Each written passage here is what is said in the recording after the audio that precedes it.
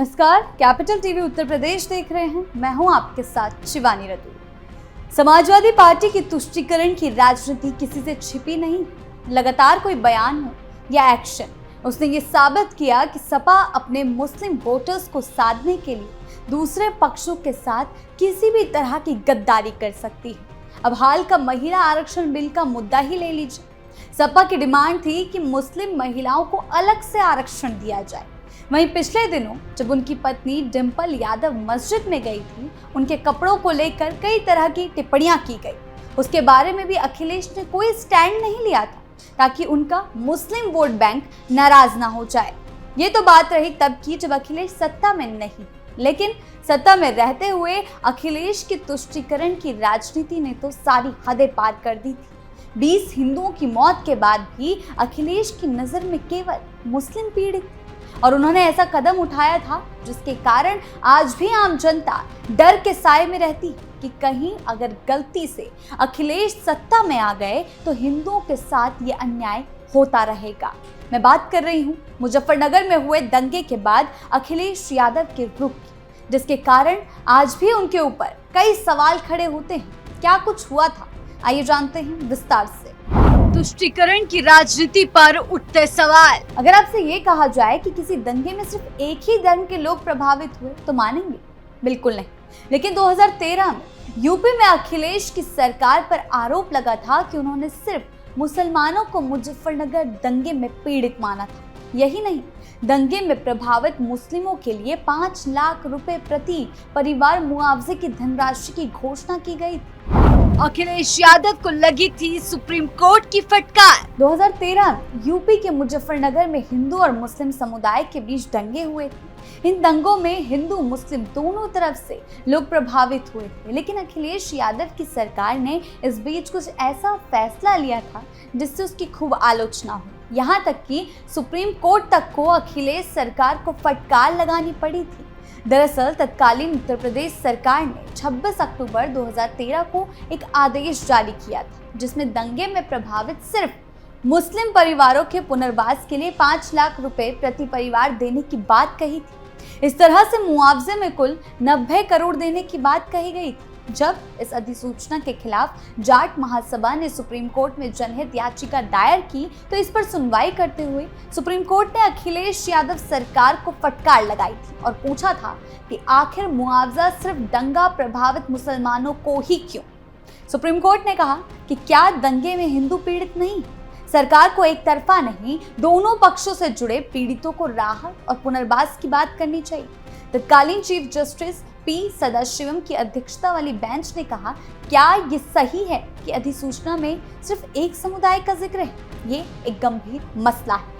अखिलेश सरकार पर सवाल खड़े करते हुए सुप्रीम कोर्ट ने कहा था कि बेहतर होगा कि आप नई अधिसूचना जारी करें, सिर्फ एक समुदाय की बात ना करें। आपको सभी दंगा प्रभावितों की मदद करनी चाहिए। सर्वोच्च अदालत की इस टिप्पणी के बाद अखिलेश सरकार विपक्ष के निशाने पर आ गई और आरोप लगाया कि अखिलेश सरकार मुस्लिम तुष्टीकरण कर रही और हिंदुओं के साथ अन्याय कर रही। यानी कि जब अखिलेश यादव सरकार में थे तो इस तरह की गतिविधियां हुई जिसने ये साफ कर दिया कि वो सिर्फ एक पक्ष की तरफदारी करते हैं। आजम खान पर भी उठे सवाल। मुजफ्फरनगर दंगे को लेकर निजी चैनल के एक स्ट्रिंग में दावा किया गया था कि तत्कालीन यूपी सरकार में शहरी विकास मंत्री और सपा के कदावर नेता आजम खान ने पुलिस अधिकारियों पर एक विशेष समुदाय के प्रति नरमी रखने का दबाव बनाया था। दरअसल 27 अगस्त को हिंसा के बाद 8 लोगों की गिरफ्तारी हुई थी। ये गिरफ्तारी डबल मर्डर और सांप्रदायिक हिंसा फैलाने के आरोप में हुई। इसको लेकर तत्कालीन सीओ JR जोशी ने दावा किया कि गिरफ्तारी के कुछ घंटे बाद ही राजनीतिक दबाव के चलते उन सभी को रिहा कर दिया गया। इसको लेकर आजम खान पर सवाल खड़े हुए, लेकिन आजम खान इन आरोपों को खारिज करते रहे। क्यों हुए थे मुजफ्फरनगर के दंगे? मुजफ्फरनगर में सितंबर 2013 को कवाल गांव में दंगों की चिंगारी फूटी थी, जहां एक लड़की के साथ छेड़खानी के आरोप में एक शख्स की जान ले ली गई। जवाब में वहां सचिन और गौरव नाम के 2 जाट युवकों की भी जान ले ली गई। इस घटना के बाद अखिलेश यादव सरकार ने आनन फानन जिला अधिकारी और पुलिस अधीक्षक का तबादला कर दिया। इसे जाट समुदाय ने एक तरफा कार्रवाई के रूप में देखा। लोगों में आक्रोश और बढ़ गया। कई गांवों में हिंदू और मुसलमानों के बीच सीधा टकराव हुआ। करीब 60 से ज्यादा लोगों की जान गई। कई परिवार विस्थापित हुए। सरकारी आंकड़ों के मुताबिक 20 निरीह हिंदुओं ने जान गंवाई, लेकिन अखिलेश यादव को केवल 40 मुस्लिम दिखे। खूनी दंगे में जान गंवाने वाले हिंदू भी अखिलेश यादव की सहानुभूति पाने के काबिल न बन सके। दोष सिर्फ इतना था कि वो पीड़ित हिंदू थे। इन हालात के बीच समाजवादी पार्टी की सरकार पर मुसलमानों का पक्ष लेने के आरोप लगे। हिंसा को रोकने के लिए स्थानीय प्रशासन बेबस नजर आ रहा था। आरोप लगे कि शुरुआती तनाव को नियंत्रित करने में फुर्ती नहीं दिखाई गई। पूरा सिस्टम तमाशबीन बना रहा। कुछ रिपोर्टों के अनुसार पुलिस पर ऊपर से राजनीतिक दबाव था कि वो आरोपियों पर सख्त कार्रवाई ना करे, जिससे स्थिति और बिगड़ी।